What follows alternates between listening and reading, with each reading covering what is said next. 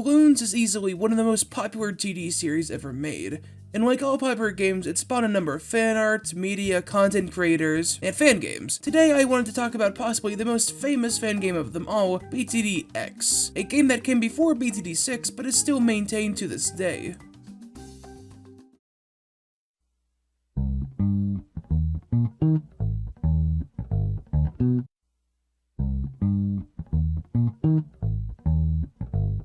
Immediately, I'd like to say that this game makes me think of old Flash games, before Flash was sent to digital hell, that is. Now this isn't a bad thing, mind you, because like many Gen Z folks, I grew up with those types of games, so if anything, it's quite nostalgic.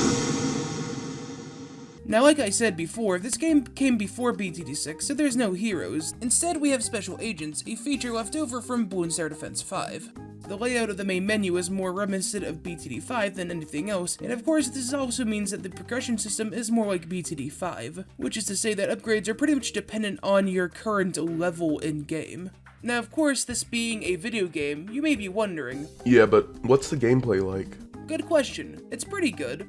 It's typical TD gameplay at least. It has the new towers unique to this version of Bloons, as well as new Bloons and Moabs.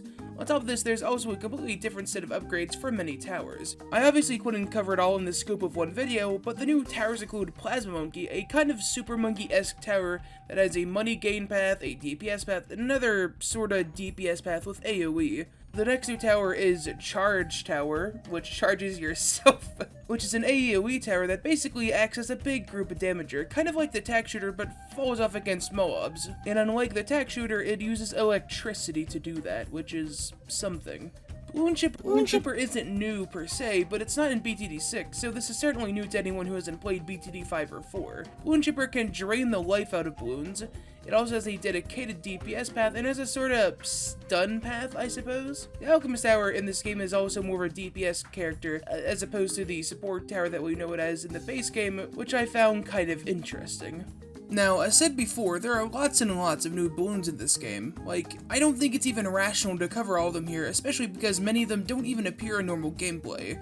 However, the important ones include Shielded Bloons, essentially just a balloon with an extra shielded layer that takes seemingly a scaled amount of hits to destroy, Brick Bloons, which are pretty much just a ceramic with triple the health, and as well drops 2 ceramics upon being popped. Static Bloons are essentially shielded balloons that have double the HP, and as well has a chance of stunning nearby towers. This isn't really its own kind of balloon as much as lead balloons are now a classification of balloon as opposed to their own thing, which means that any type of balloon can actually be a lead balloon. There are also mini Moabs, which are basically Moabs with roughly 1/3 of the usual health of a Moab and drops 4 ceramics when popped. Titanium Aircrafts are Moabs with only 70 health, but they can only be damaged by high damage projectiles, at least over 10, and Rubbery Carriers are Moab types that drop 8 mini Moabs upon being popped. And trust me when I say, as far as Bloons games go, the list of enemies really does just go on and on. But if you would like to play this game yourself, this is a pretty handy list of the most important ones you're going to encounter immediately upon installing the game. Another thing worth noting about this game is the missions and bounties. The bounties are kind of what you'd expect. Essentially, you just have a target on a shared balloon, you have to pop it, and if you don't, well then, tough luck. Personally, I didn't like this game mode as much as I enjoyed the missions.